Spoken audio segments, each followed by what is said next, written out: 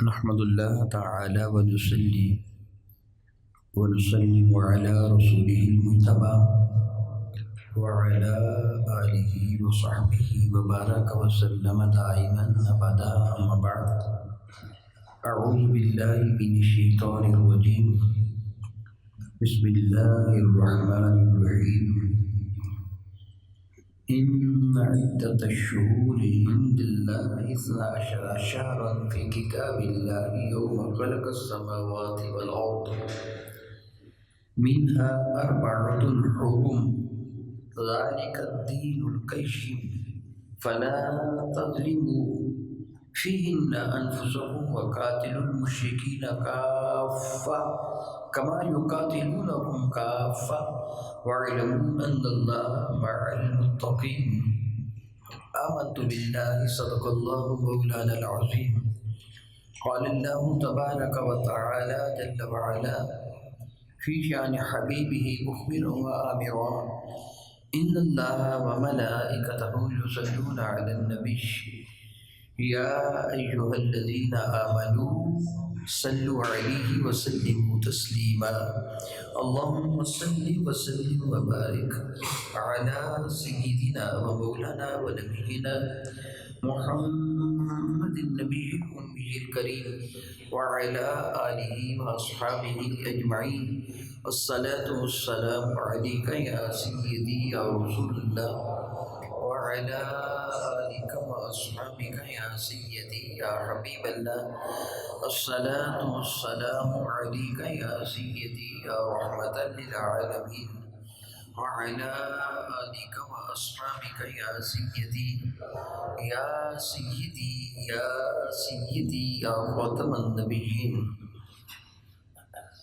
نہایت معزز محترم بہت ہی خوش قسمت حضرات گرامی قدر الحمدللہ تعالی ثم الحمدللہ تعالی ثم الحمدللہ تعالی یہ پروردگار عالم جل مجد الکریم کا کس قدر احسان اور کرم ہے کہ خالق کائنات جل مجد الکریم نے مجھ عبد ناجیز کو اور آپ سب احباب کو نہ صرف یہ کہ اپنے محبوب مکرم کا امتی بنایا بلکہ اللہ کے گھر میں بیٹھ کر اس کا ذکر کرنے کی توفیق بھی عطا فرما دی ہے۔ میری اور آپ کے کریم آقا حضور رحمت عالم صلی اللہ علیہ وسلم کے ارشاد گرامی قدر کا یہ مفہوم بنتا ہے کہ جب کوئی بھی قوم یعنی میری امتی اللہ تعالیٰ کے گھر میں بیٹھ کر یعنی مسجد میں بیٹھ کر قرآن کریم کا درس لیتے ہیں، یہ میری کریم آقا کے ارشاد گرامی قدر کا مفہوم بنتا ہے۔ مسجد میں بیٹھ کر وہ درس لیتے ہیں قرآن مجید فرقان حمید کا، تو اللہ تعالیٰ کی رحمت کے فرشتے ان کو ڈھانپ لیتے ہیں۔ اور دوسری حدیث مبارکہ کا مفہوم بنتا ہے کہ وہ فرشتے اتنی کثرت کے ساتھ آتے ہیں، اتنی کثرت کے ساتھ آتے ہیں کہ سطح زمین سے لے کے اوج سماوات تک ان فرشتوں کے ٹھٹ لگ جاتے ہیں۔ مثال دی تو نہیں کی جا سکتی مگر آپ کو سمجھانے کے لیے عرض کر رہا ہوں، جس طرح شہد کے چھتے پر مکھیاں تہ در تہ بیٹھ جاتی ہیں، اس طرح وہ فرشتے انسانوں کے سروں سے لے کے یعنی اس مقدس جگہ جہاں انسان بیٹھے ہیں زمین سے لے کے آسمان تک ٹھٹ لگ جاتے ہیں۔ صحیح بخاری مسلم میں یہ حدیث مبارکہ لمبی حدیث مبارکہ میں اختصار سے کروں گا تاکہ میرا اصل موضوع نہ تشنہ رہ جائے۔ رب ذوالجلال ان فرشتوں سے سوال فرماتا ہے جب وہ اختتام محفل کے بعد بارگاہ حریم ناز میں حاضر ہوتے ہیں، تو اللہ تعالیٰ ان سے فرماتا ہے فرشتوں تم کہاں سے آئے ہو؟ حالانکہ وہ جانتے ہیں علام الغیوب ہے، پھر بھی سوال فرماتا ہے تم کہاں سے آئے ہو؟ فرشتے عرض کرتے ہیں اللہ تعالیٰ تیرے ذکر کی محفل تھی، ہم بھی اس میں شامل تھے۔ سبحان اللہ و بحمدہ یقیناً بالیقین میرے سامنے قرآن کریم کھلا پڑا ہے اور میرے ہاتھ قرآن کریم پر ہی پڑے ہوئے ہیں۔ میں دعوتاً کہتا ہوں کہ بحمد اللہ تعالیٰ آپ کسی کو راضی کرنے کے لیے نہیں ہے سوائے اپنے رب کے۔ یعنی آپ مجھے راضی کرنے کے لیے نہیں آئے، ہم جاتے ہیں شاہ جی راضی ہو جائیں گے۔ بہت سارے دوست مجھے ملتے بھی نہیں ہیں، ان کے ساتھ مصافحہ کا موقع بھی نہیں ملتا، بعض کی میں زیارت بھی نہیں کر پاتا صحیح طریقے سے۔ وہ آئے ہیں مجھے منہ دکھانے کے لیے نہیں آئے، اس رب ذوالجلال کی رضا کی خاطر آئے ہیں، میرے نبی کو راضی کرنے کے لیے آئے ہیں۔ تو میں عرض کر رہا تھا، فرشتے عرض کرتے ہیں مولا تعالیٰ وہ بندے جو حاضر ہوئے تھے وہ تجھے راضی کرنے کے لیے حاضر ہوئے تھے، تجھے راضی کرنے کے لیے آئے تھے۔ ارشاد گرامی قدر فرماتا ہے کہ وہ کسی سے ڈرتے بھی تھے۔ الحمدللہ تعالیٰ ثم الحمدللہ تعالیٰ، میں اللہ کی رحمت پہ یقین رکھتا ہوں یہ کہہ رہا ہوں کہ آپ جو آئے ہیں نا اس لیے آئے ہیں کہ سردی کے موسم میں ہم اپنے رب کو راضی کریں تاکہ جہنم کی آگ سے بچ جائیں۔ فرشتے کرتے وہ اللہ تعالیٰ وہ ڈرتے تھے تیرے غضب سے، جہنم کی آگ سے ڈرتے تھے۔ سوال فرماتا ان کی کوئی تمنا بھی تھی؟ کیا لینے کے لیے وہ آئے تھے؟ مجھے راضی کرنے کے لیے آنے والے، جہنم کی آگ سے ڈرنے والے اپنے دل میں کوئی تمنا بھی رکھتے تھے؟ میں یہاں بھی یقین کے ساتھ یہ کہتا ہوں، شک نہیں یقین کے ساتھ کہتا ہوں، آپ سب کی تمنا ہے کہ جنت میں بارگاہ مصطفیٰ میں حاضری ہو جائے۔ اللہ تعالیٰ جل وعلا ہمیں جنت میں لے جائے، تنہا جنت میں نہیں، نبی کریم کے دربار انور کی حاضری بھی مجسر ہے، جس طرح سیدنا ربیعہ نے بارگاہ بے کسبنا میں عرض کیا تھا۔ اب کوئی چاہتا ہے نبی کریم سے عرض کرتے فرشتے مولا تعالیٰ وہ جنت کو چاہتے تھے، تو پھر میں نے عرض کیا کہ میں لمبی حدیث سے بات کریں، میں اختصار سے اس کا مفہوم عرض کروں گا۔ رب ذوالجلال فرماتے ہیں میرے ملائکہ سنو، وہ لوگ جو مجھے راضی کرنے کے لیے آئے تھے، جو جہنم سے ڈر رہے تھے، جو جنت کے متمنی تھے، سنو قسم ہے مجھ کو میری عزت کی، میرا اللہ فرماتا ہے قسم ہے مجھ کو میرے جلال کی، قسم ہے مجھ کو میرے علوم مرتبت کی، قسم ہے مجھ کو میرے اعلیٰ مقام کی، جتنے لوگ وہاں موجود تھے میں نے سب کی مغفرت فرما دی۔ اللہ اکبر اللہ اکبر اللہ اکبر اللہ اکبر اللہ اکبر۔ بہت ہی عزت والے میرے بھائیوں، اسی بنا پر میں نے آپ کو یہ عرض کیا تھا بڑے خوش قسمت ہیں آپ، ایسی سردی میں ایسے ناخوشگوار موسم میں آپ کشاں کشاں تشریف لائے۔ رب کائنات جل مجل کریم میرے کریم آقا کے صدقہ سے آپ کا آنا اپنے دربار مقدس میں شرف قبول سے نوازیں، اور میں انشاءاللہ تعالی جل مجل کریم امید ہی نہیں میں یقین کے ساتھ کہوں گا، ایک تو میں امید رکھتا ہوں نہیں، انشاءاللہ تعالی اللہ کی عطا سے میں یقین رکھتا ہوں کہ دنیا کی کوئی بھی طاقت یعنی شیطان آپ کو اللہ کی راہ میں آنے سے روک نہیں سکتا۔ شیطان وہ دنیا کی طاقت ہے نا، ایک تو دین کی طاقت ہے نا، شیطان آپ کو روک نہیں سکتا۔ سردی ہو موسم ہو، الحمدللہ تعالیٰ ثم الحمدللہ تعالیٰ مجھے بخوب علم ہے، تعلیم القرآن کورس میں بارش بھی، آندھی بھی، موسم ناخوشگوار، مگر آپ تو آپ رہے نا، میری بیٹیاں بھی آتی بارش میں بھیگ کر آتی۔ رب کائنات جل وعلا میری کریم آقا کے صدقہ سے ان کی عزت و عظمت کی حفاظت فرمائے، اور دونوں جہانوں میں ان کو عزت عطا فرمائے۔ خاتون کا گھر سے نکلنا بارش اور آندھی کے موسم میں بڑا مشکل ہوتا ہے، لیکن وہ الحمدللہ تعالیٰ اللہ کی رضا کی خاطر شدید بارش کے دوران بھی پیدل چل کے ماننے والا اور گرتا گرتے یہاں تک پہنچے۔ الحمدللہ تعالیٰ ثم الحمدللہ تعالیٰ میں یہ کہتا ہوں کہ یہ اللہ تعالیٰ کا کرم ہے اور یہ قبولیت کی دلیل ہے، یہ قبولیت کی کیا ہے؟ دلیل ہے۔ اگر اللہ تعالیٰ نے قبول نہ فرمانا ہوتا تو آپ کو توفیق ہی عطا نہ فرماتا۔ الحمدللہ تعالیٰ ثم الحمدللہ تعالیٰ جو آج کا موضوع ہے وہ رجب المرجب کی فضیلت ہے۔ رب ذوالجلال قرآن مجید فرقان بھی سورۃ التوبہ کی 36 نمبر آیت شریفہ میں ارشاد گرامی قدر فرماتے ہیں، ان عدۃ الشہور عند اللہ 12 شہرا فی کتاب اللہ، مہینوں کی گنتی اللہ تعالیٰ کے حضور اللہ کی کتاب یہ لوح محفوظ میں 12 ہے۔ 12 12 ہے، 2 اور 10 12 ہے، فی کتاب اللہ، اللہ کی کتاب میں لوح محفوظ میں، کب سے؟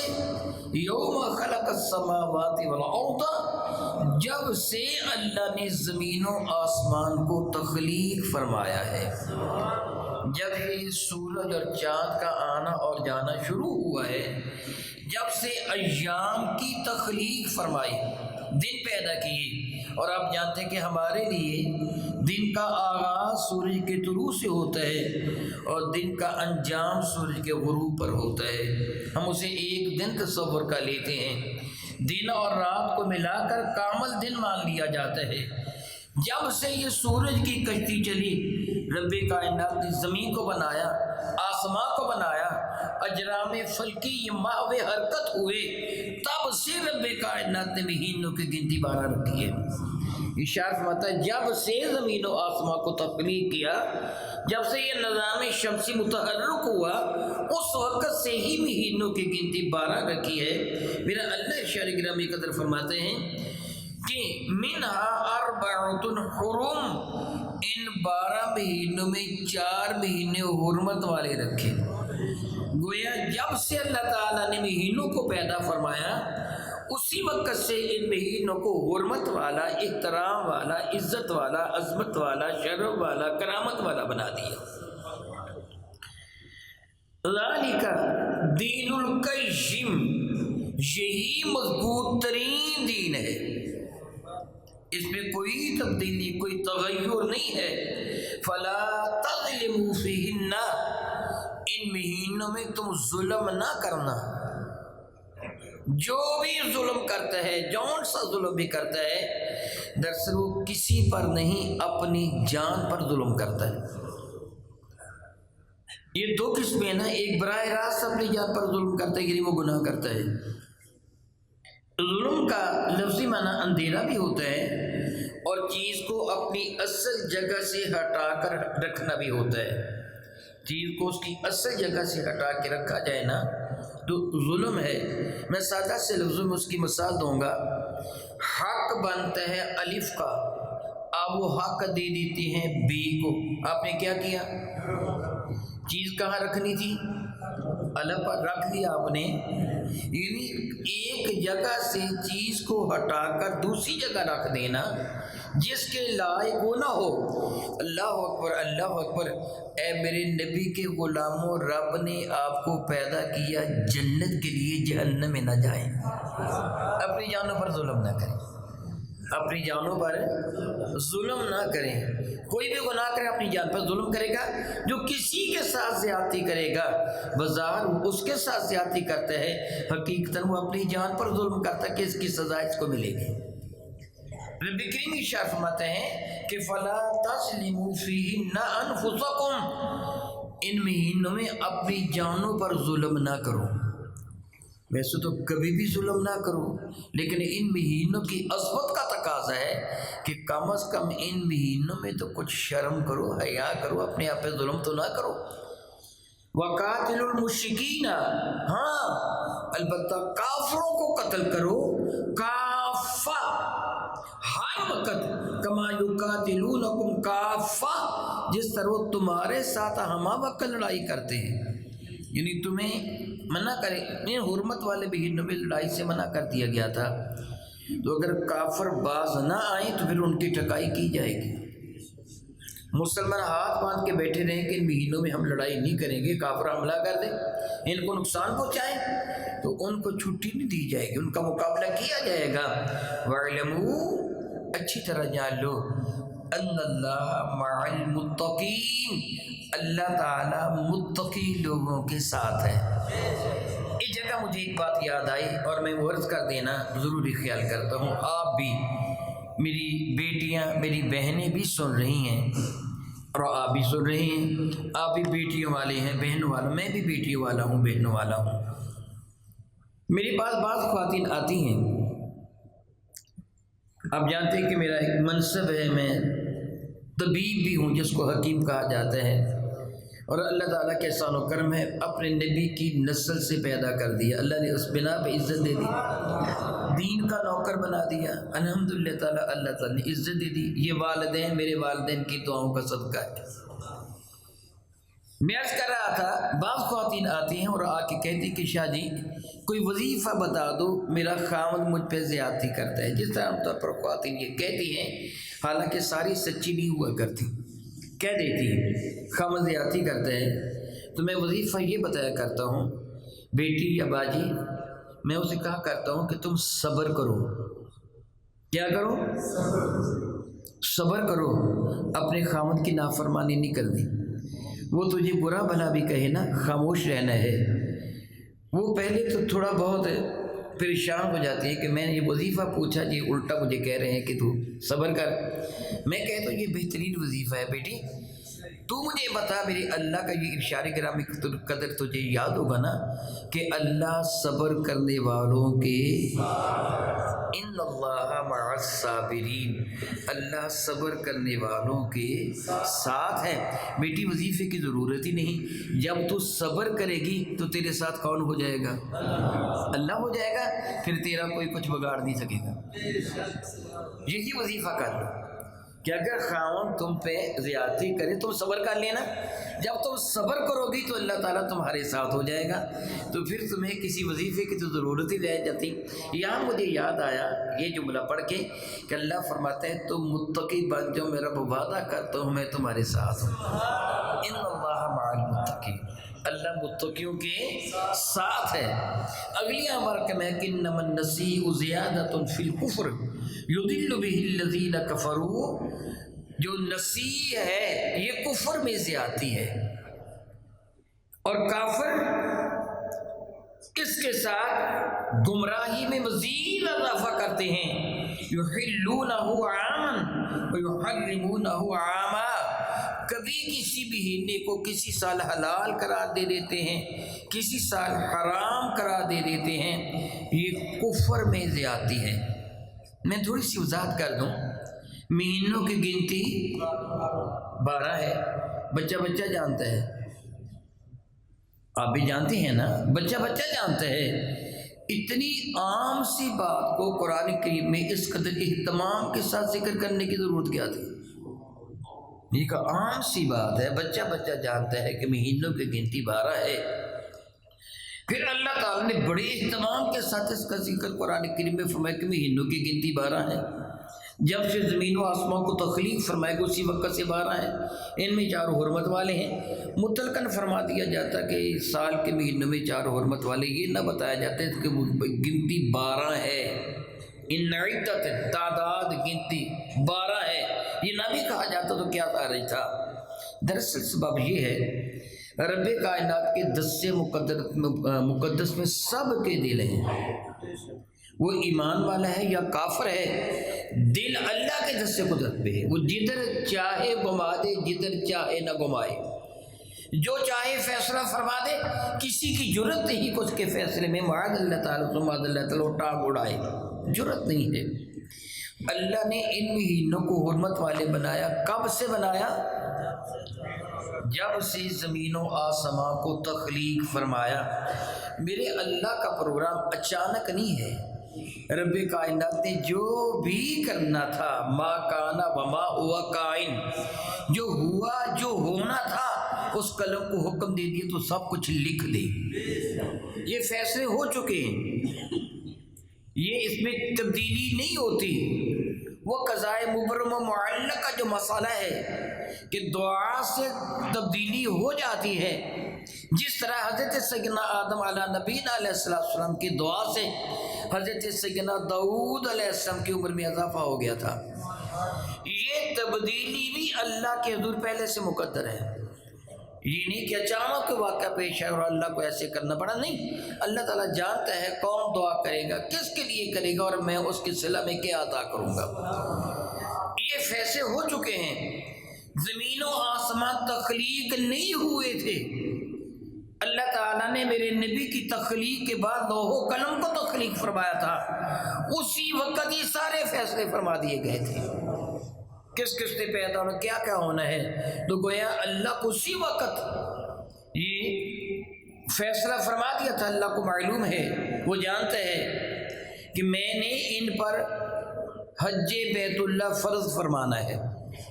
میں نے اپنے بندوں پر حج بیت اللہ فرض فرمانا ہے، اور زمانہ میں دہشت گرد بھی ہوں گے، چور اچکے بھی ہوں گے، غنڈے بھی ہوں گے، کافر بھی ہوں گے، شیطان کے پجاری بھی ہوں گے۔ میرے بندے میرے گھر کی زیارت کے لیے آئیں گے تو میں نے تو ان کو حکم دیا تم نے حالت احرام میں لڑائی نہیں کرنی ہے، نہ اپنا بال اکھیڑنا ہے، نہ کسی کا بال اکھیڑنا ہے، نہ اپنا ناخن کاٹنا ہے، نہ کسی کا ناخن کاٹنا ہے۔ حالت احرام تمہیں تو یہ پابندی ہے، تو کیا میرے بندوں کے ہاتھ بندھے ہوئے ہوں گے اور کافر ان پر حملہ کر کے ان کو نقصان پہنچائیں گے؟ یہ تو خلاف فطرت ہے۔ رب کائنات نے 4 مہینے حرمت والے بنا دیے۔ رجب الگ ہے، 3 مہینے اکٹھے ہیں، ذیقعدہ، ذی الحج اور محرم۔ کون کون سے اکٹھے ہیں؟ یہ 3 مہینے اکٹھے فرما دیے۔ ذیقعدہ اس لیے محرم فرما دیا، حرمت والا بنا دیا کہ ذیقعدہ میں لوگ سفر کرتے تھے حرم کعبہ حاضری دینے کے لیے کہ ذی الحج میں حج ہے، ذی الحج کی 9 تاریخ کو حج ہے، وہ ذیقعدہ کے مہینے میں سفر کرتے تھے آنے کے لیے، اور محرم کے مہینے میں سفر کرتے تھے واپس جانے کے لیے۔ اللہ تعالیٰ نے کافروں کے دلوں میں بھی ان مہینوں کی محبت پیدا کر دی۔ دل اس کے ہاتھ میں ہے نا، وہ مالک ہے نا۔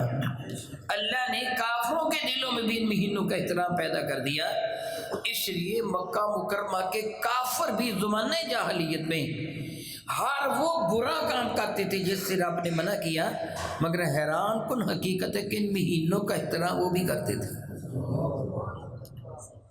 ان مہینوں میں وہ بھی لڑائی نہیں کرتے تھے، اپنے نیزے بھالوں کی برچیاں اتار کے رکھ لیا کرتے تھے۔ ان کو اشہر الحسن گنگے مہینے کہتے تھے۔ گنگے مہینے کیوں کہتے تھے؟ اس مہینے میں شور و گل نہیں ہوتا تھا، لڑائی جھگڑے نہیں ہوتے تھے، کسی کے باپ کا قاتل بھی سامنے آ جاتا وہ اس سے بھی نہیں لیتا تھا، نہیں یہ حرمت والا مہینہ ہے۔ دراصل میرے رب نے حج کے راستے آسان فرمانے کے لیے بھی ان لوگوں کو حرمت والے مہینے قرار دے دیا۔ رجب المرجب ایک الگ مہینہ ہے، رب کائنات جل وعلا نے اس کو بھی حرمت والا مہینہ قرار دے دیا۔ کہا جاتا ہے کہ اس مہینہ میں لوگ عمرہ کے لیے آتے تھے، ویسے عمرہ کے لیے سارا سال ہی آتے تھے، یہ مہینہ الگ ہے۔ کہا جاتا ہے، علامہ ابراہیم نخعی رحمۃ اللہ تعالی شاہ فرماتے ہیں، اس مہینے کی ابتدا میں رب کائنات نے حضرت نوح علیہ السلام کو کشتی میں بیٹھنے کا حکم دیا تھا، کفار کو غرق کر دیا تھا۔ نوح علیہ السلام کشتی میں بیٹھے تو ان کو نجات عطا فرما دی تھی، اور محرم الحرام میں وہ کشتی پر جبل جودی پر وہ جا کے ٹھہری تھی۔ بہرحال رب کائنات جل وعلا نے مہینوں کو حرمت والے بنایا۔ اب کفار کی مکاری دیکھیے، دغا بازی دیکھیے۔ کفار میں بنو کنانہ کے ایک شخص جس کی یہ ڈیوٹی تھی، نعیم اس کا نام تھا، بعض نام دوسرا بھی گنا ہے، دراصل بنو کنانہ کی یہ ڈیوٹی تھی۔ کوئی بھی شخص جو اس وقت ان کا سردار ہوتا، کفار اس کے پاس آتے، ان کا عمومی طور پر جو ذریعہ معاش تھا، بھیڑ بکریاں چرانا، اونٹ گائے وغیرہ چلانا، تجارت کرنا، یا پھر معاذ اللہ لوٹ مار کرنا۔ قبائلی سسٹم تھا، ایک قبیلہ دوسرے قبیلے سے لڑائی کرتا، ایک گروہ دوسرے قبیلے سے گروہ سے برسری پیکار ہوتا، تو بعض اوقات لڑائی ختم نہ ہوتی اور مہینہ آ جاتا، یہ ذیقعدہ کا مہینہ آ گیا، لڑائی ختم نہیں ہوئی، اب وہ لڑائی کرنا چاہتے ہیں، تو یہ بنو کنانہ کے اس سردار کے پاس آتے۔ قبائلی سسٹم تھا، ہر قبیلے کو الگ الگ ایک منصب سونپا گیا تھا، جس طرح آج کل وزارت ہوتی ہے۔ وزارت خارجہ دیگر لوگوں کے ساتھ اپنے تعلقات کو بڑھانا، یا ان کے ساتھ گفتگو کرنے کے لیے جانا، یا وفد لے کر کسی بادشاہ کے پاس جانا، یہ بنو تمیم کی ڈیوٹی تھی۔ نہ بنو تمیم نہیں بلکہ بنو عدی کی ڈیوٹی تھی، اور سیدنا فاروق اعظم بنو عدی سے تعلق رکھتے ہیں۔ یہ منصب سیدنا فاروق، وزارت خارجہ کا منصب فاروق اعظم کے پاس تھا، اور وزارت مذہبی یہ میرے کریم آقا کے خاندان میں تھی۔ جو مذہبی امور ہے نا، حرم کعبہ کی حفاظت کرنا، حاجیوں کے لیے انتظام کرنا، ان کو کھانا کھلانا، ان کو پانی پلانا وغیرہ وغیرہ، یہ میرے کریم آقا بنو ہاشم کی ڈیوٹی تھی۔ قریش میں سے انصاف کرنا، لوگوں کو خون وہاں پر پہنچانا، لڑائیوں جھگڑوں کے فیصلے کرنا، یہ ڈیوٹی بنو تمیم کی تھی، یعنی حضرت سیدنا صدیق اکبر کے خاندان کی تھی۔ اور لڑائی کرنا، جن کے گھر سے لڑائی کا علم باندھا جاتا تھا، وہ ڈیوٹی بنو امیہ کی تھی، حضرت عثمان غنی ابو سفیان کا گھرانہ، یعنی الگ الگ ڈیوٹیاں سونپی ہوئی تھی۔ اور بنو کنانہ کے پاس یہ ڈیوٹی تھی جس کا میں ذکر کر رہا ہوں۔ قریش والے اکٹھے ہو کر بنو کنانہ کے پاس آتے اور کہتے کہ ہمیں پتہ چلا کہ قافلہ آ رہا ہے، ہم نے قافلے پر کرنا ہے حملہ۔ تو حرمت والا مہینہ آ گیا، یا فلاں قبیلے سے ہماری لڑائی ہو رہی ہے، ہمیں غلبہ حاصل ہو رہا ہے، حرمت والا مہینہ آ گیا، تو اب اس حرمت والے مہینے کو بدل دو۔ وہ کوہ صفا پر یا ابو قبیس پر حرم کعبہ کے قریبی پہاڑ پر کھڑا ہوتا، لوگوں کو اہل مکہ کو جمع کیا جاتا اور اپنا تعارف کرواتا، میں بھلا کون ہوں۔ لوگوں کو پہلے ہی پتہ ہے کہ کون ہے، اسی کے پاس تو آئے تھے، تو فلاں ہے، کنانہ کا سردار ہے، بنو کنانہ کا، میں وہ ہوں کہ جس کی بات کو ٹالا نہیں جا سکتا، میں وہ ہوں جو جس کو تبدیلی اور تغیر کا اختیار دیا گیا ہے۔ لوگ کہتے ہیں جی جی جی یہ کون سا مہینہ ہے؟ یہ ذیقعد کا، میں اس کو 1 مہینہ پیچھے کر رہا ہوں۔ میری بات سمجھ گئے؟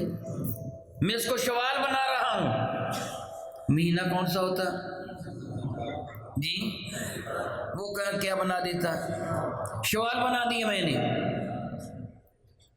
اب وہ شوال ہو جاتا، اگلا مہینہ جو تھا ذی الحج کا وہ ذیقعد ہو جاتا، ذی الحج محرم کی جگہ چلا جاتا، یعنی مہینوں کی گنتی 12 کی بجائے، ہاں کہہ دیجئے، مہینوں کی سال کی گنتی 12 کی بجائے 13 ہو جاتی، اور کبھی وہ کم کر دیتا، میں محرم کو ختم کر رہا ہوں، اس کو سفر بنا رہا ہوں، لڑائی جو کرنی ہے، محرم کو ختم کر دیا تو مہینوں کی گنتی کتنی رہ گئی؟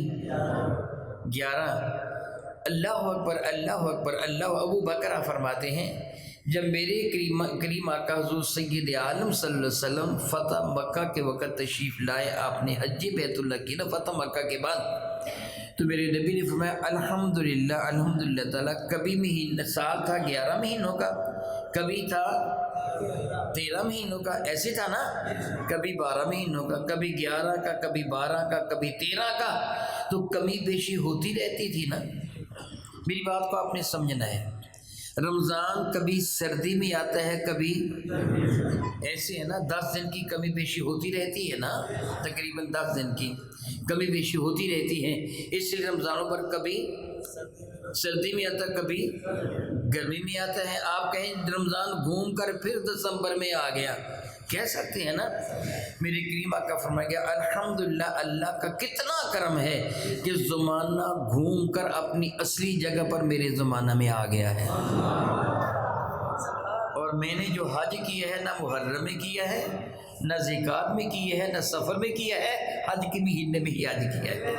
سبحان اللہ تعالی و بحمدہ، سبحان اللہ تعالی و بحمدہ، یعنی میرے نبی کے زمانے برکت نشان میں وہ زمانہ اپنی اصل جگہ پہ آ گیا۔ رجب المرجب بڑی عزت والا مہینہ ہے، بڑی عزت والا مہینہ ہے، بڑی۔ سیدنا ابن عباس رضی اللہ تعالیٰ سے مروی ہے کہ کریم آقا اس ماہ مقدس میں اتنے روزے رکھتے تھے کہ ہم سمجھتے تھے اب میرے نبی روزہ ترک نہیں کریں گے، اور کبھی رجب میں روزہ رکھتے ہی نہیں تھے، ہم خیال کرتے تھے اب کبھی رکھیں گے ہی نہیں۔ یعنی میرے کریم آقا نے امت کے لیے اللہ کی عزت کی قسم، اس کی عزت کی قسم، اس کی عزت کی قسم، میرے کریم اپنی امت کے لیے بڑے ہی کریم ہیں، بڑے ہی کریم ہیں، بڑے ہی اس کی عزت کی قسم، بڑے ہی کریم اس نے پیدا کیے ہیں۔ کتنا کریم ہے میرا اللہ کہ جس سے اپنے محبوب اتنے کریم پیدا کیے۔ رمضان مبارک میں چند دن نماز ادا فرمانے کے لیے آئے، عشاء کے بعد صلاۃ اللیل جس کو ہم تراویح کہتے ہیں، پھر آنے سے رک گئے۔ نماز اللہ اکبر میرے نبی کی آنکھوں کی ٹھنڈک ہے، تو ان کو بہت پیاری ہے۔ میرے کریم آقا تو بہت نماز پڑھنا چاہتے ہیں کہ میں پڑھتا ہی رہوں، اتنا پڑھتا رہوں کہ رب نے فرما دیا یا ایھا المزمل قم اللیل الا قلیلا، محبوب تھوڑی نمازیں پڑھا کرو، تھوڑی دیر رات کو کھڑے ہوا کرو، اتنی نمازیں پڑھنا چاہتے ہیں۔ مگر چند دن پڑھنے کے بعد پھر نہیں آئے، حالانکہ جی چاہتا تھا، آنکھوں کی ٹھنڈک ہے، جو میری آنکھوں کی ٹھنڈک ہے میں اس کو پانا چاہتا ہوں، جو آپ کی آنکھوں کی ٹھنڈک آپ اسے پانا چاہتے ہیں۔ میرے نبی فرماتے ہیں نماز میری آنکھوں کی ٹھنڈک ہے، میرے نبی تو محبوب جانتے تھے اس کو۔ چند دن نماز ادا کرنے کے بعد صلاۃ اللیل رمضان میں میرے نبی نے ادا نہیں کی، گھر تشریف فرما رہے، صحابہ کرام سے وہ پوری مسجد بھر گئی، اتنا بڑا مجمع ہو گیا۔ کریم آقا اگلے دن تشریف لائے تو فرمانے لگے تم آئے تھے نا، مجھے پتہ ہے، سبحان اللہ سبحان اللہ، تم آئے تھے نا، مجھے پتہ ہے۔ دراصل بات یہ ہے کہ مجھے آپ دروازہ کھٹکھٹا کے بلا سکتے ہیں، کسی اور کو بلا سکتے ہیں، کسی کی جرأت نہیں تھی میرے نبی کا دروازہ کھٹکھٹاتا۔ کبھی ایسے ہوا تھا باہر کھڑے ہو کر ایک قبیلے والوں نے آوازیں دی تھیں، رب کریم نے فرمایا تھا ان الذین ینادونک من وراء الحجرات اکثرهم لا یعقلون، وہ جاہل ہیں جو باہر کھڑی ہو کر آپ کو آوازیں دیتے ہیں، خبردار وہ خاموشی کے ساتھ بیٹھے رہیں۔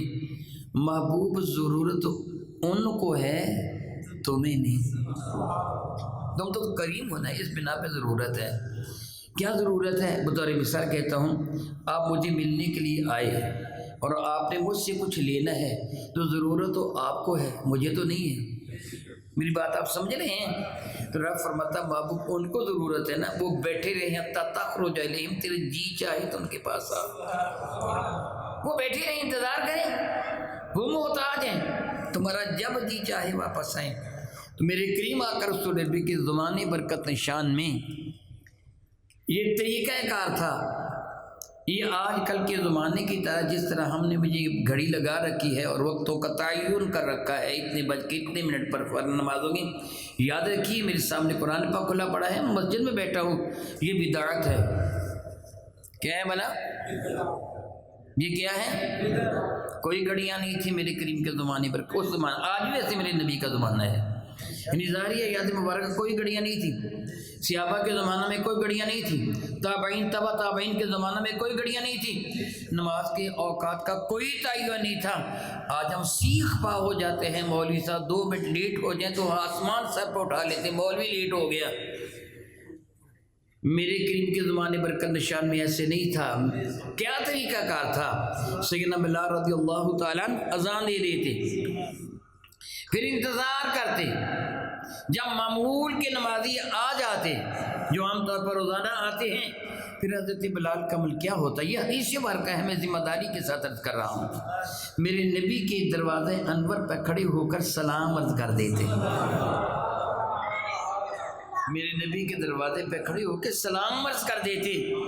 میرے کریم آقا سن لیتے کہ بلال سلام عرض کر رہے ہیں، یہ نہیں یا رسول اللہ باہر آئیے، نہیں، السلام علیکہ یا رسول اللہ، یا الصلاۃ والسلام علیکہ یا رسول اللہ۔ حضرت بلال یہ پڑھ دیتے اور پڑھ کے آ کے واپس بیٹھ جاتے۔ اب کسی کی جرأت نہ تھی ریمانڈ کرانے کی کہ دوبارہ پھر ان کو یاد دلا دیں، احساس دلا دیں، یہ دیر ہو گئی ہے آ جائیں، نہیں، جب میرے نبی کا جی چاہے گا تشریف لائیں گے۔ صحابہ منتظر ہیں اور بڑی خوشی کے ساتھ انتظار کرتے تھے کہ الحمدللہ تعالیٰ، بلکہ میں نے پڑھا بعض صحابہ کرام کی عظمت کا یہ عالم تھا، نماز عشاء پڑھ کے مسجد میں بیٹھ جاتے کہ فجر بھی مصطفیٰ کریم کے پیچھے پڑھ کے ہی جائیں گے، ہمارے گھر دور ہیں، وہاں سے آنا مشکل ہے، فجر بھی پڑھ کے ہی جائیں گے۔ اتنی محبت تھی ان کو میرے نبی کے ساتھ اور مسجد کے ساتھ۔ تو میں عرض کر رہا تھا معمول کے مطابق ایسے ہی ہوا کرتا تھا کسی کی جرت نہیں تھی کہ رسول اللہ کا دروازہ کھٹکھٹا کے آواز دے کے کہتا۔ صحابہ آ گئے، مسجد بھر گئی، مگر کسی نے بھی سلام تک کی جرت نہ کی۔ ویسے میں ایک بات عرض کر دوں آپ کے ذوق کے لیے، آپ بھی اذان کے بعد مصطفیٰ کریم کی خدمت میں سلام پیش کرتے ہیں، ٹھہر کر کے نہیں۔ بلال حبشی کی سنت ہے، کوئی بات نہیں، پڑھ لیا کریں، بلال حبشی کی سنت ہے۔ تو بعد میں عرض کر رہا تھا، کسی نے بھی جرت نہ کی کہ رسول مرشم کی خدمت فیض درجت میں عرض کرے کہ ہم آئے بیٹھے ہیں، خاموشی کے ساتھ بیٹھے رہے، حتیٰ کہ خیر کے فوت ہونے کا اندیشہ ہو گیا۔ خیر سے مراد ہے نہیں سحری، رمضان مبارک کا مہینہ ہے، سحری کے فوت ہونے کا خدشہ ہو گیا کہ اب بھی نہ گئے تو پھر سحری نہیں ہو سکے گی۔ وہ گھروں کو چلے گئے۔ اگلے دن میرے قریب فرمان کے مجھے پتہ ہے کہ تم رات آئی تھی، مجھے پتہ ہے تم رات آئے تھے، میں نہیں آیا، جان بوجھ کے نہیں آیا۔ جانتے ہو کیوں نہیں آیا؟ اس لیے کہیں تمہارا شوق دیکھ کر یہ نماز تم پہ لازم نہ کر دیجئے، پھر میرے بعد والی امتی پڑھ نہیں سکیں گے، ان کو پریشانی ہوگی۔ اللہ کی عزت کی قسم کتنے کریم ہیں میرے نبی، کتنے کریم ہیں، کتنے کریم ہیں، کتنے کریم ہیں، کتنی آسانی پیدا فرما دی کہ وہ لوگ پڑھ نہیں سکیں گے۔ اس لیے میں بھی آج رات نہیں پڑھوں گا تاکہ یہ نماز ان پر فرض نہ ہو جائے، واجب نہ ہو جائے۔ کریم آقا صلی اللہ علیہ وسلم نے میں عرض کر رہا تھا ارشاد میں کہ اب زمانہ گھوم کر اپنی اصلی جگہ پہ آ گیا ہے۔ میرے کریم آقا تاجدار ارب و جم شفیع معظم رحمت عالم نے حج فرمایا، لوگوں کو حج کا طریقہ بتایا، سمجھا دیا، اور ارشاد گرامی قدر فرمایا کہ اب وہ نسی کا جو برا عمل کیا جاتا تو وہ ختم کر دیا جاتا ہے۔ میں عرض کر رہا تھا کہ رجب کے مہینہ میں میرے نبی نے روزہ رکھا بھی ہے، روزہ اگر رکھ لیتے تو سنت موقدہ ہو جاتا نا۔ بات بڑھ رہی ہے لیکن ایک بات کرنے کو جی چاہتا ہے۔ میرے نبی فتح مکہ کے بعد جب حرم کعبہ کے پاس تشریف لائے نا، تو میں ابھی تھوڑی دیر پہلے عرض کر چکا ہوں کہ وزارت مذہبی امور کن کے پاس تھی؟ میرے نبی کے خاندان بنو ہاشم کے پاس۔ پانی پلانے کی ذمہ داری حضرت عباس کی تھی، اور آج تک حضرت عباس کی نسل سے اللہ تعالیٰ آپ کو حرم شریفین کی زیارت کا شرف عطا فرمائے۔ حضرت عباس کی نسل کے افراد آج بھی وہ پیلے رنگ کے، زرد رنگ کے، یلو کلر کے، گولڈن کلر کے رومال باندھے ہوئے اپنے ہاتھ میں سراہیاں لے کر لوگوں کو پانی پلاتے ہیں اپنے جد امجد کی سنت میں۔ پانی پلانا ان کی ڈیوٹی تھی۔ میرے نبی تشریف لائے، حضرت سیدنا عباس رضی اللہ عنہ نے زمزم کے کنویں سے پانی نکالا ڈول میں، میرے کریم نے ان سے ڈول پکڑا، کھڑے کھڑے ہی نوش جہاں فرمایا۔ اس لیے زمزم شریف کو کھڑے ہو کر پینا میرے نبی کی سنت سے ثابت ہے، کھڑے کھڑے نوش جہاں فرمایا۔ پھر میرے نبی نے فرمایا چچا میرا جی چاہتا تھا کہ ایک ڈول میں بھی نکالوں، زمزم کے کنویں سے ایک ڈول میں بھی نکالوں، مگر اس لیے نہیں نکال رہا کہ میرے غلاموں کے لیے یہ بھی سنت بن جائے گی، وہ تم پر غالب آ جائیں گے، وہ سارے ایسے کر نہ سکیں گے، پھر ان کو دکھ ہوگا میں سنت مصطفیٰ پہ عمل نہیں کر سکا، اس لیے میں ڈول نہیں نکال رہا۔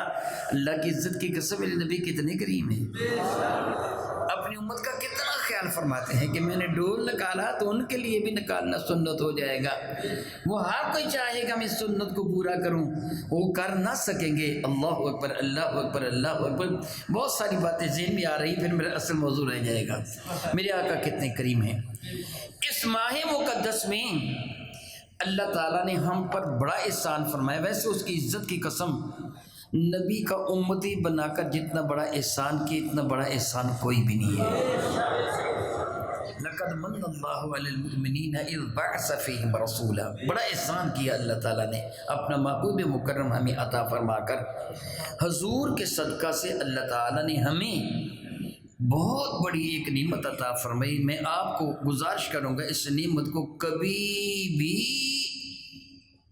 تو چشم تصور سے منہا نہ کیجیے، اپنائے رکھیے، اپنائے رکھیے، اپنائے رکھیے۔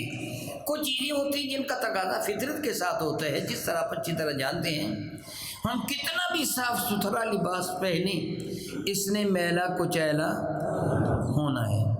جو بنا ہے وہ گرنے کے لیے بنا ہے، جو نیا ہے وہ پرانا ہونے کے لیے نیا ہے۔ آپ کتنا بھی مل کے کیمیکل کے ساتھ اپنے جسم کو صاف ستھرا کریں، ایک دو دن کے بعد پھر میلا کچیلا ہو جائے گا، اور یہ تقاضۂ فطرت ہے، اس سے بچا نہیں جا سکتا، اور یہ کسی کا عیب بھی نہیں ہے بلکہ تقاضۂ فطرت ہے۔ اور یہ بھی اصول فطرت ہے کہ اگر بدن میلا کچیلا ہو جائے تو اس کو غسل دے دو، کپڑے میلے کچیلے ہو جائے تو ان کو دھو دو۔ جس طرح میرا بدن، میرے کپڑے میلے کچیلے ہوتی، اسی طرح میری روح بھی میلی کچیلی ہوتی ہے۔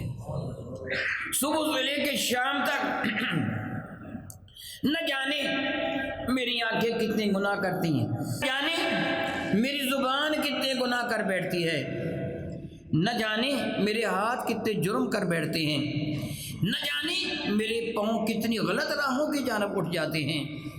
میری روح میلی کچیلی ہو جاتی ہے، میری ناک بھی گناہ کرتی ہے۔ میرے کریم کا ارشاد گرامی قدر ہے، میری بیٹیاں بھی میری بات سن رہی ہیں، الحمدللہ تعالیٰ، ادھر بھی LCD لگی ہوئی ہے، وہ میری بیٹیاں بات سن رہی ہیں۔ حضرت ابی ہریرہ مسجد نبوی میں بیٹھے ہوئے تھے، ان کے قریب سے ایک عورت گزری، ابو ہریرہ فوراً اٹھ کے کھڑے ہو گئے، اس کو روکے، بی بی ٹھہر جا۔ وہ کہاں آئی تھی عورت؟ جی جی جی بالکل آپ نے سچ کہا، مسجد نبوی میں آئی تھی۔ اور مسجد نبوی میں کیا کرنے آئی تھی؟ سودا خریدے؟ نماز پڑھنے کے لیے آئی تھی، نماز کے لیے آئی تھی نا، آئی بھی مسجد کے اندر تھی، نماز پڑھنے کے لیے آئی تھی۔ جب حضرت ابو ہریرہ کے قریب سے گزری، آپ اٹھ کے کھڑے ہو گئے، بی بی ٹھہر جا۔ وہ عورت روک گئی، کیا بات ہے؟ فرمایا کہ جا کے غسل کر کے۔ اس عورت کو بڑا غصہ آیا، کسی عورت کو کہا جائے غسل کر کے آ تو اس کو غصہ آنا فطری تقاضا ہے، غصہ آ گیا۔ تم کون ہوتے ہو مجھے کہنے والے؟ تمہیں کیا معلوم ہے کہ میں پاک ہو کہ نہ ہوں؟ تم کون ہوتے ہیں مجھے کہنے؟ جا کے غسل کر کے آ، میں وضو کر کے آئی ہوں، میں پاکیزہ ہوں، پیچھے ہٹ۔ فرمایا کہ اللہ کی قسم میں تجھے مسجد میں نہیں جانے دوں گا، غسل کر کے آ۔ نہیں جانے دیا مسجد میں، روک لیا اس کو۔ جب بات تھوڑی سی بڑی اور سیخ پا ہو کے غصہ میں آ گئی، تو آپ بڑی نرمی کے ساتھ گفتگو فرما رہے تھے، آپ غصے میں نہیں آئے، آپ نرمی کے ساتھ ہی گفتگو فرماتے رہے۔ فرمائیں گے بی بی یہ میں نے تجھے اپنی طرف سے نہیں کہا، جو کچھ میرے نبی نے فرمایا میں نے وہی تجھے کہا ہے۔ پریشان ہو گئی، رسول رحمت و جہان رنگ و بو سے عالم بالا کی جانب تشریف لے گئے کہ اس کو خواب میں آ کے کہہ دیا کچھ عورت کو مسجد میں نہ آنے دینا، اس کو غسل کی حاجت ہے۔ وہ حیران ہو گئی، چپ ہو گئی۔ ابو ہریرہ فرمانے لگے دراصل بات یہ ہے کہ تیرے بدن سے آ رہی ہے خوشبو، تو خوشبو لگا کے آئی ہے۔ جو عورت مردوں کو سگانے کے لیے خوشبو لگاتی ہے وہ جنت کی خوشبو نہیں سونگھ سکے گی۔ میرے نبی نے ایسی عورت کو جو خوشبو لگا کے آئے مسجد میں آنے سے روکا تھا، فرمایا تھا خوشبو کو دھو کے پھر مسجد میں آ۔ میں نے پہلے کہا میری بیٹیاں بھی میری بات سن رہی ہیں، مسجد میں آتے ہوئے خوشبو لگانا حرام ہے تو بازار میں جاتے ہوئے کب حلال ہوگا؟ بیٹیاں بازار میں جاتی ہیں تو بند سور کر جاتی ہیں، کیوں خام خواہ خود کو گناہ گار کر لیتی ہو؟ ناک سے خوشبو کو سونگا جاتا ہے، ناک بھی جرم کرتی ہے۔ رب ذوالجلال کا بے پایا احسان اور کرم ہوا کہ رب کائنات نے ایک احسان فرمایا کہ روح میلی ہو جائے گی، کچیلی ہو جائے گی، گندی ہو جائے گی، ناک بھی گناہ کرتا ہے، آنکھیں بھی گناہ کرتی ہیں، زبان بھی گناہ کرتی ہیں، ہاتھ بھی گناہ کرتے ہیں، پاؤں بھی گناہ کرتے ہیں۔ میرے کریم ایک دن صحابہ کرام کے سامنے تشریف فرما خطبہ ارشاد فرما رہے تھے، فرمانے لگے مجھے ایک بات بتاؤ، میں مفہوم عرض کر رہا ہوں، حدیث پاک کا ترجمہ نہیں عرض کر رہا، مفہوم عرض کر رہا ہوں۔ صحابہ نے کہ کریم آقا فرمائیے کیا فرمانا چاہتے ہیں؟ فرمائیے مجھے بتاؤ، کسی آدمی کے گھر کے آگے ایک نہر چل رہی ہو، دور نہیں، 10 کلومیٹر کے فاصلے پر نہیں، کلومیٹر نہیں، گھر کے آگے، باہر نکلے اور نہر میں داخل ہو جائے۔ کسی آدمی کے گھر کے آگے ایک نہر جاری ہو ساری ہو، وہ بندہ ایک دن میں 5 مرتبہ اس نہر میں داخل ہو کر مل مل کر اپنے جسم کو دھوئے تو جسم پر میل کو چل باقی رہ جائے گی؟ تو صحابہ کرام نے بالاتفاق جواب دی نہیں یا رسول اللہ، نہیں رہ جائے گی۔ کریم آقا نے مسکرا کے فرمایا کہ چیز نماز ہے۔ جب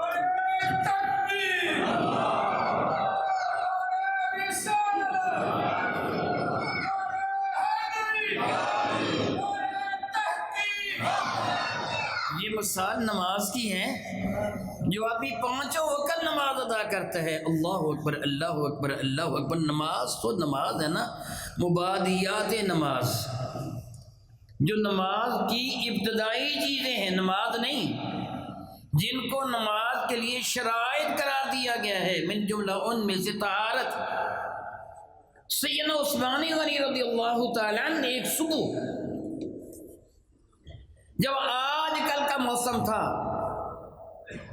ٹھنڈی یکبستہ ہوا چل رہی تھی، حضرت سیدنا عثمان غنی نے حضرت ابان کو بلایا، ابان بات سنو، تہجد کا وقت ہے۔ حضرت ابان حاضر ہو گئے، یہ کیا حکم ہے؟ فرمانے لگے وہ صحن میں ایک مشکیزہ لٹک رہا ہے پانی کا، وہ اٹھا لاؤ۔ رب کائنات کے حضور میں دعا کرتا ہوں کہ رب کائنات آپ کو حرمین شریفین کی زیارت کا شرف حاصل عطا فرمائے۔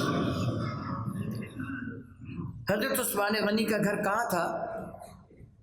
مسجد نبی شریفہ میں ایک چبوترا بنا، اغوات کا چبوترا، جسے لوگ غلط فہمی کی بنا پر اصحاب صفہ کا چبوترا کہتے ہیں۔ باب جبریل اور باب النساء کے درمیان یہ جو جگہ ہے، یہ حضرت عثمان غنی کا گھر ہوا کرتا تھا۔ حضرت عثمان غنی کا گھر اس جگہ تھا۔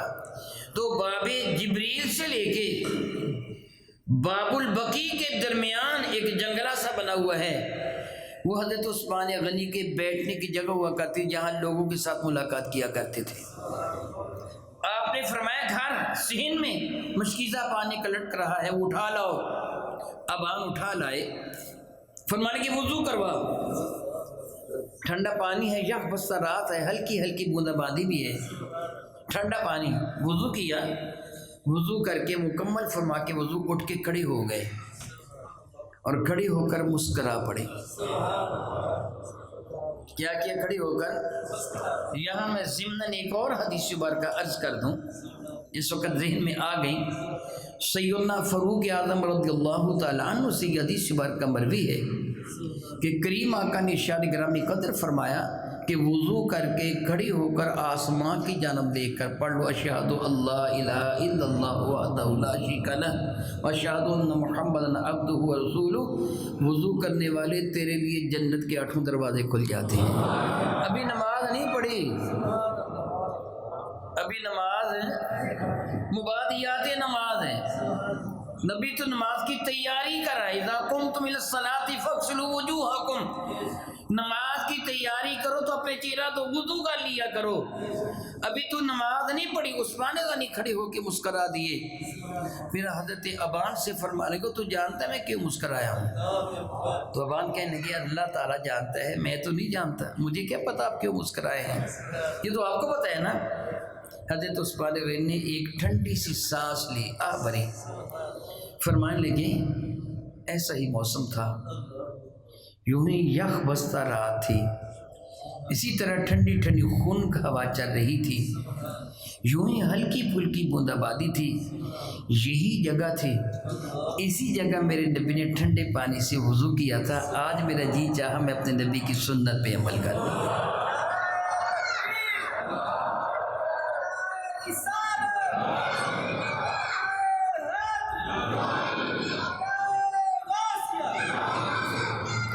جب میں تہجد کے وقت اٹھا نا تو تو یہ ماحول و منظر دیکھ کر مجھے وہ یاد آ گیا، میں اسی جگہ بیٹھ گیا، حضور کو وضو حضور کے غلام نے کروایا تھا، ابان اسی لیے میں نے تجھے کہا کہ مشکل پانی کا لے کے آؤ، مجھے وضو کرواؤ، وگرنہ روزانہ خود ہی کر لیا کرتے تھے نا، آج نہیں خود کیا، مجھے وضو کرواؤ، میں اپنے نبی کی سنت پہ عمل کرنا چاہتا ہوں، دل میں یہ تھا۔ فرمانے لگے پھر میرے نبی وضو فرما کے نا اٹھ کے کھڑے ہوئے، جس طرح میں کھڑا ہوا، پھر حضور مسکرا دیے تھے، میں بھی آج مسکرایا ہوں اپنے نبی کی سنت پر۔ اب آپ تو نے نہیں پوچھا مگر ہم نے تو پوچھ لیا تھا۔ کریم آقا اللہ آپ کو ہمیشہ مسکراتا رکھے، آج مسکرانے کا سبب کیا ہے؟ آج کیوں مسکرائے ہو؟ تو کریم آقا نے فرمایا تھا میں اس لیے مسکرایا ہوں کہ جب بندہ نماز پڑھنے کی نیت سے وضو کرتا ہے، ہاتھوں کو دھوتا ہے، تو اللہ تعالیٰ ہاتھوں کے سارے گناہ معاف فرما دیتا ہے۔ جب وہ ٹھنڈے پانی سے وضو کرتا ہے، وضو کرنے کو جی نہیں چاہ رہا ہوتا، ناک میں پانی لیتا ہے، کلی کرتا ہے، تو زبان کے سارے گناہ، ناک میں پانی ڈالتا ہے، میں بتا چکا ہوں ناک بھی گناہ کرتی ہے نا، بتا چکا ہوں نا، ناک کے گناہ، چہرے کو دھوتا ہے تو آنکھوں کے گناہ، مسح کرتے ہیں تو ذہن میں آنے والے وسواس کے گناہ، اور جب پاؤں دھوتا ہو تو پاؤں کے گناہ بھی معاف کر دیے جاتے ہیں، اور جب 2 رکعتیں ادا کرتے تو چھوٹے چھوٹے سارے گناہ معاف کر دیے جاتے ہیں۔ میں آپ کو اللہ کی عزت کی قسم دے کے سوال کرتا ہوں کہ بتائیے پھر یہ نماز کتنی بڑی نعمت ہے جو رب نے ہمیں عطا فرما دی، اور آپ کے علم میں ہے نا کہ یہ نماز اسی مہینے میں رب نے ہم کو عطا کی ہے۔ یہ مہینہ کتنی اہمیت کا حامل ہے، یہ مہینہ کتنی اہمیت کا حامل ہے کہ یہ نماز کی عظیم ترین دولت رب ذوالجلال اسی ماہ مقدس میں ہم کو عطا فرمائی۔ پھر دیکھیے سبحان اللہ سبحان اللہ، رب بھی کریم، میرے نبی بھی کریم، ہم 2 کریموں کے درمیان، وہ بھی کریم ہے وہ بھی کریم ہے، دینے والا بھی کریم ہے، لے کے دینے والا بھی کریم ہے، اور ہم منگتے ہیں، نہ اس کی عطا میں کمی ہے، اس کی عزت کی قسم نہ ان کی عطا میں کمی ہے، بلکہ کم مانگے تو ناراض ہو جاتے ہیں، کم مانگے تو تھوڑا اس سے مانگ جس کے قبضہ میں کچھ نہیں، جو کنجوس ہے اس سے تھوڑا مانگ، ان سے تھوڑا مانگیں گے تو ناراض ہو جائیں گے۔ یہ تو عطا فرما کے فرماتے ہیں او غیر ذالک، اور بھی مانگ لے، اور بھی کچھ مانگ لے، اس کے سوا سے جنت مانگ لی ربیہ نے، میں ربیہ اور بھی کچھ مانگ لے، عرض کیا آقا یہی کافی ہے، اتنا ہی کافی ہے۔ میرے نبی شب معراج تشریف لے گئے، اب جانتے ہیں کہ رب کائنات نے ساری کے ساری عبادات کا حکم میرے کریم آقا کو بذریعہ وحی دیا، زمین پہ رہتے ہوئے، نماز کے سوا روزے کا حج کا، حتیٰ کہ کلمہ طیبہ جو اسلام کا بنیادی رکن ہے، میں نے بنیادی رکن اس بنا پہ کہا، میرے کریم آقا مثال دے کر سمجھایا کرتے تھے، بڑے پیارے انداز میں مثال دیتے فرمایا اسلام کو ایک خیمہ تصور کرو، خیمہ زمانہ بہت سادہ ہوا کرتا تھا، اللہ اکبر، جس طرح یہ میرے سامنے ٹیبل ہے مستطیل، اس طرح ایک چادر لے لیتے، درمیان میں اس کو موٹا کر لیا جاتا، اپنے ساتھ لے جاتے، اونٹنی پر اس کو طے کر کے رکھ لیتے، سواری کرنے کے لیے نمدہ بنا لیتے، زمین پہ بچھا کر اس کو چٹائی کا کام لے لیتے، اور خیمہ لگانا ہوتا تو چاروں کونوں پر رسیاں باندھ کر کھونٹوں سے باندھ دیتے، درمیان میں ایک ڈنڈا کھڑا کر دیتے، ایک سادہ سا خیمہ بن جاتا۔ بات سمجھ رہے ہیں نا؟ میرے کریم فرمانے کو تم خیمہ لگانا جانتے ہو؟ تو یہ ہر کوئی جانتا تھا، جی آقا جانتے ہیں۔ فرمانے کے میں تم کو مثال دے کے سمجھاتا ہوں، جو خیمے کے درمیان والا ڈنڈا ہے نا وہ کلمہ طیبہ ہے، جس کے بغیر خیمے کا تصور ہی نہیں ہے، وہ بچھی ہوئی چٹائی ہوگی نا، ڈنڈا ہوگا تو خیمہ ہوگا نا، اور چاروں کھونٹیں جو ہے نا، چاروں کونوں پر جو رسیاں ہیں وہ نماز ہے، روزہ ہے، حج اور زکوٰۃ ہے، یہ 4 ہیں، ان بڑے پیارے انداز میں سب کو سمجھا دیا۔ تو میں عرض کر رہا تھا کہ رب کائنات جل مجید نے باقی ساری عبادات کا حکم زمین پہ رہتے ہوئے دیا، مگر جب نماز کو عطا کرنا تھا محبوب کو عرش پر بلا دیا، یہ تحفہ لے کے جاؤ۔ اور آپ جانتے ہیں نمازیں کتنی عطا کی تھیں؟ 50۔ وقت زیادہ ہو رہا ہے، میں زیادہ مختصر کر دیتا ہوں۔ جی تو نہیں چاہتا تھا زیادہ مختصر کرنے کو، مگر آپ کا بھی خیال ہے کہ آپ نے بھی جانا ہے نا۔ دراصل آپ کا خیال تھوڑا ہے، مجھے میرے نبی کا خیال زیادہ۔ فرمایا تھا یسروا ولا تعسروا، خبردار میری امت کو پریشان نہ کرنا۔ کتنے قریب ہیں اللہ کی عزت کی۔ یسروا، اور لوگوں میری امت کے لیے آسانیاں پیدا کرنا، ولا تعسروا، ان کو پریشان نہ کرنا، ان کے لیے پریشانی کا سبب نہ۔ خیر الناس من ینفع الناس، اچھا بندہ وہ ہے جو دوسروں کے کام آئے۔ تو میں کہہ رہا تھا کہ کریم آقا 50 نمازوں کا تحفہ لے کے آئے تھے، پھر وسیلہ بنے حضرت، سارے بتا دو، آپ جانتے ہیں وسیلہ بنے حضرت، وسیلہ بنے حضرت، یہ سچ ہے یا جھوٹ ہے؟ موسیٰ علیہ السلام بظاہر طور پر دنیا سے چلے گئے تھے کہ نہیں؟ تو کسی فوت شدہ کے وسیلہ سے تو نمازیں کم ہوئی ہیں۔ ہم انکار کر دیتے ہیں کہ فوت شدہ کا وسیلہ ہی کام نہیں دیتا، ہم جلدی سے انکار کرتے جی نہیں، زندہ کا وسیلہ دیکھو، حضرت عباس کا وسیلہ لیا، دور کا نہیں، وہ فوت شدہ کے وسیلہ سے تو یہ نمازیں کم ہوئی ہیں۔ 50 نمازیں تھیں، پھر سیدنا موسیٰ کلیم اللہ کا وسیلہ بنا۔ میرے کریم آقا کی خواہش پر رب کائنات نے 5 رہنے دی، 45 کم فرما دی، مگر فرمایا محبوب، اللہ اکبر، اللہ اکبر، میں وہ جو پہلے پہ بات کہہ چکا ہوں، اتنا بڑا سخی ہے، اس کی عزت کی قسم، اس کی عزت کی قسم، اس سے بڑھ کر کوئی سخی، وہ کریم ہے، سخی ہی نہیں کریم ہے، بن مانگے عطا فرمانے والا۔ فرمایا محبوب، جو میں دے دیتا ہوں دے کر واپس نہیں لیتا، میں نے وعدہ فرمایا ہے تیری امت کے لیے 50 نمازوں کا، کہ ان کو 50 کا اجر دوں گا، تیری خواہش پر میں ان کو 5 رہنے دیتا ہوں، مگر میں ثواب 50 ہی کا دوں گا۔ وہ پڑھیں گے 5 مگر ثواب عطا کروں گا۔ تو یہ نماز کی دولت کس مہینہ میں ملی؟ رجب المرجب میں۔ حقیقت سے میرا اللہ واقف ہے، مشہور روایات کے مطابق، میں نے کیا کہ مشہور روایات، ویسے شعبان کا مہینے کا بھی بعض ذکر آتا ہے، معروف روایات کے مطابق اس مہینے رجب کی 15 تاریخ تھی، بنو سلمہ کی بستی تھی، پیر کا دن تھا، ظہر کا وقت ہوا چاہتا تھا، ابھی ہوا نہیں تھا۔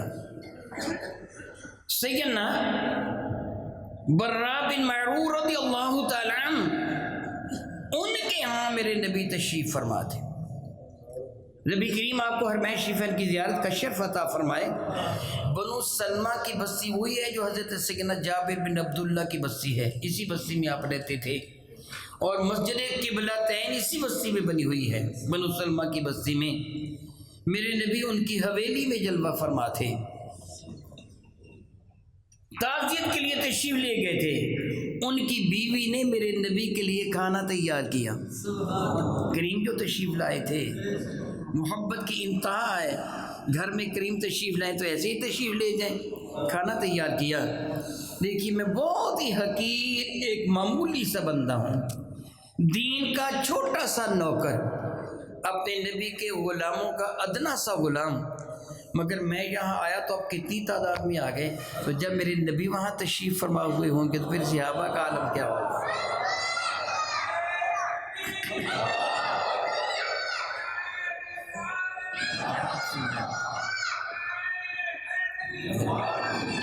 ارد گرد کی بستیوں والے بھی آ گئے، ان کی حویلی میں تل دھرنے کو جگہ نہ تھی۔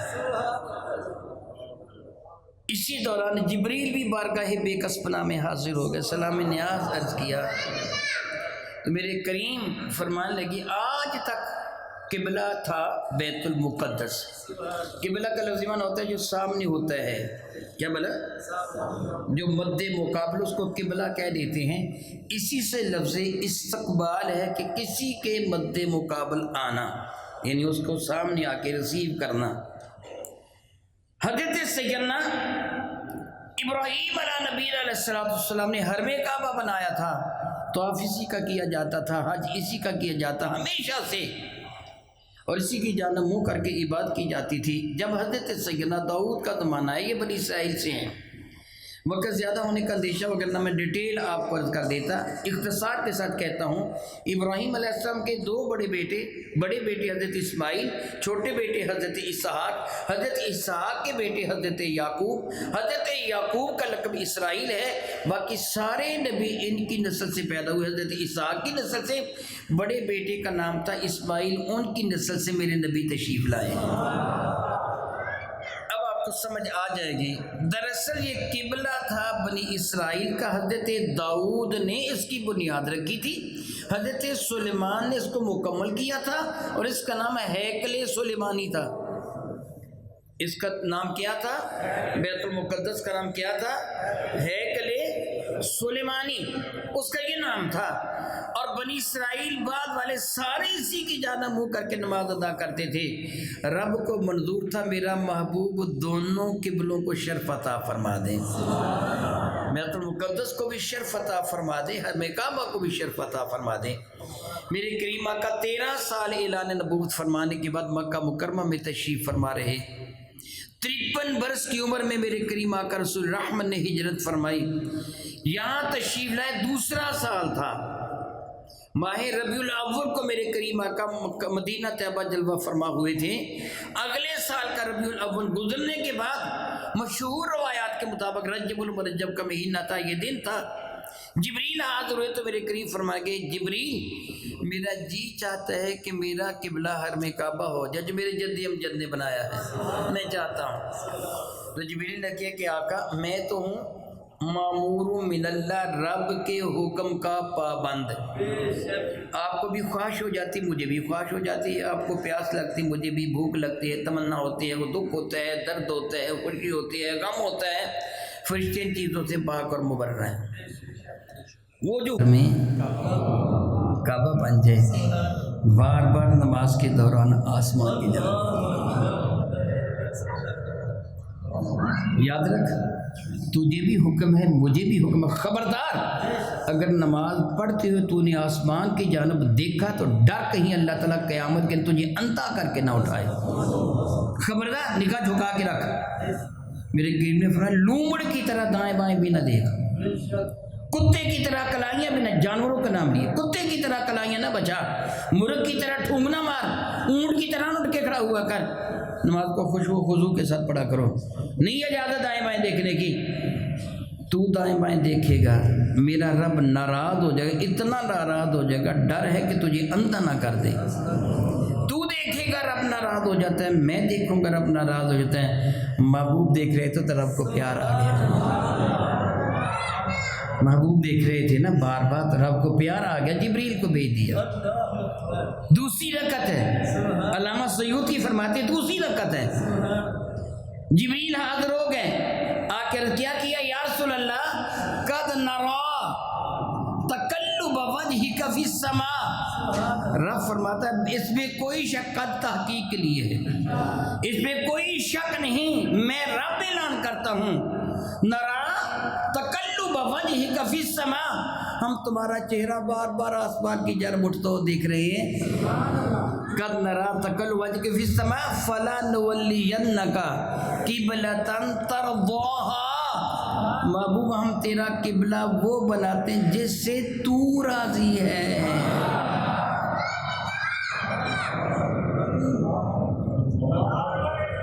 اللہ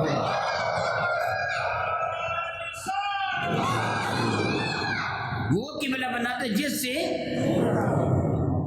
مولا تعالیٰ یہ پروگرام اچانک ہوا نہیں، دوسرے پارے کی ابتدا ہے سیقول الصفہاء من الناس ما ولاھم عن قبلتہم التی کانوا علیہا قل اللہ المشرق والمغرب، محبوب یہ سوال کریں گے بے وقوف کس نے ان کو اس قبلہ سے پھیر دیا، ان کو بتاؤ یہ رب کا فیصلہ پہلے سے ہو چکا ہے، آج اچانک فیصلہ تو نہیں ہوا، ابھی تھوڑی دیر پہلے آپ یہ سن چکے ہیں نمازیں 50 تھیں، 5 رہ گئی، مکہ مکرمہ میں 13 سال میرے नबी जो तशरीफ़ फरमा रहे ऐलान नबूवत फरमाने के बाद जब नमाज फ़र्ज हुई 2-2 रकते फ़र्ज हुई थी सवाए मगरब के, फजर भी 2, ज़ोहर भी 2, मगरब असर भी 2, इशा भी 2, मगरब 3। फिर नमाज में बातें करने की इजाज़त थी। मदीना तैयबा तशरीफ़ लाए तो बाद 2 रकतें ज़ोहर असर और इशा 4-4 रकतें फरमा दी गई। इस सहूलत के साथ के सफ़र में वो 2 ही पढ़ लिया करो जो पहले फ़र्ज थी, और अब 4-4 तुमने रकतें अदा करनी हैं, वो 4-4 रकतें अदा कर दी गई। नमाज में तरमीम हुई कि नहीं हुई? हुई ना। नमाजों में कमी भी हुई, तरमीम भी हुई, बातें की जाती थी नमाज पढ़ते हुए। फिर रब्बी ज़ुल जलाल फरमाया क़ूमू लिल्लाहि क़ानितीन, खबरदार अब बातें ख़त्म हैं, तुम खामोशी के साथ रब के हुज़ूर खड़े हुआ करो। ये सब कुछ हुआ ना। रोज़े में तरमीम हुई, पहले सारी से पहले क्या, सोने के बाद खाना हराम था। फिर कुलू वशरबू हत्ता यतबय्यन लकुमुल खैतुल अबयद, ये आया बार का नाज़िल तमीम हुई ना। 23 साल में दीन नाफज हुआ। मा ननसख मिन आयतिन औ नुनसिहा नाति बिखैर मिन्हा, मनसूख होते रहे, उसकी जगह नए अहकाम आते रहे। किबला को मनसूख भी यूँ किया जा सकता था मगर यूँ किया नहीं है। रब फरमा सकता था महबूब पहले तुम हरम काबा की जाना मुँह करके नमाज ना, हरम बैतुल मुक़द्दस की जाना मुँह करके नमाज पढ़ते थे ना, अब हरम काबा की जानब कर लो। ऐसे किया नहीं। पहले रब्बे कायनात मेरे नबी के दिल में काबतुल्लाह की मोहब्बत को पैदा किया, फिर ज़ुबान पर उन कलिमात मुक़द्दसा को लेके आए कि मौला इसको हरम काबा मेरा क़िबला बना दें। फिर दौरान नमाज जिब्रील को भेज दिया, क्या हुक्म दिया, कद नरा तकल्लुबा वजहिका फिस समाई फलनुवल्लियन्नका क़िबलतन, ए महबूब मुकर्रम हम मुलादा फरमा रहे तुम्हारा चेहरा आसमान की जानब बार बार उठना, हम तुम्हारा वो क़िबला घुमा रहे बना रहे हैं। कौन सा काबा? नहीं, मस्जिद हराम नहीं, तरद्वाहा महबूब जिससे तू राज़ी है। कहा जा सकता था हरम काबा को क़िबला बना दिया, आसान लफ्ज़ नहीं। तरद्वाहा महबूब जिससे तुम राज़ी हो। फिर फरमाया फवल्ली वजहका शत्रल मस्जिदिल हराम, अब अपन चेहरा का लूधा मस्जिद हराम की जानब। सुबहानल्लाहि तआला व बिहम्दिही, सुबहानल्लाहि तआला व बिहम्दिही। वो कायनात रब की रज़ा चाहती है, मेरा रब अपने महबूब की रज़ा के मुताबिक। तन्नरा तकल्लुब वजहिका फिस समा फलनुवल्लियन्नका क़िबलतन तरद्वाहा। आज कोई बंदा ये कह दे महबूब की मर्जी से कुछ नहीं होता, फिर क़िबला किसकी मर्जी से तुझे मिला है? किसकी रज़ा से मिला है? बल्कि रब ने तो ये ऐलान फरमा दिया महबूब वाला सोफा युतीका रब्बुका फतरदा, महबूब तुम कहते चले जाओगे हम करते चले जाएंगे, तुम मांगते जाओगे हम अता करते चले जाएंगे। इतना अता करेंगे कि महबूब तो खुद राज़ी हो जाएगा। अल्लाह अकबर, अल्लाह अकबर। तो ये जो मैं पहले अर्ज़ कर चुका हूँ, नमाज जैसी अजीमुल मर्तबत दौलत मिली तो इस महीने में, और मशहूर रवायात के मुताबिक हमें हरम काबा मिला तो इस महीना में। फिर आप खुद ही बताइए किस महीना में इबादत कितनी करनी चाहिए। जिस दिन पाकिस्तान मार्ज़ वजूद में आया, कौन सा वली तारीख़ है जी? जी आपने सच कहा, रमज़ान मुबारक की 27 तारीख़ थी, और शमसी अंग्रेज़ी तारीख़ कौन सी थी?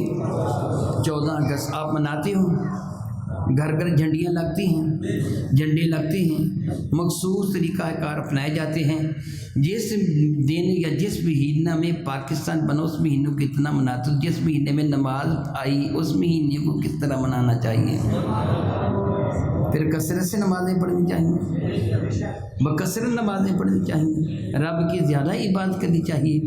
मैं उम्मीद रखता हूँ कि वैसे तो हर महीने में हर जगह हर मुकाम पर गुनाह है, मगर इन हुर्मत वाले महीनों में जुर्म बढ़ जाता है।